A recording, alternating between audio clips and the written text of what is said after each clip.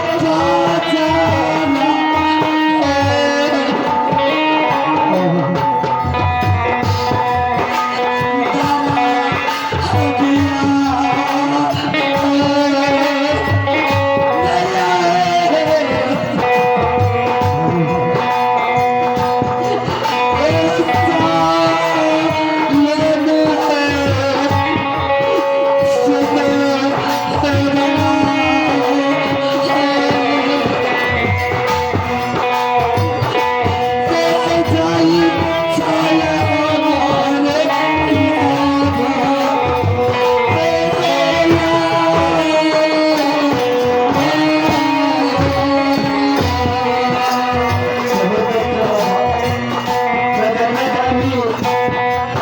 मनीष और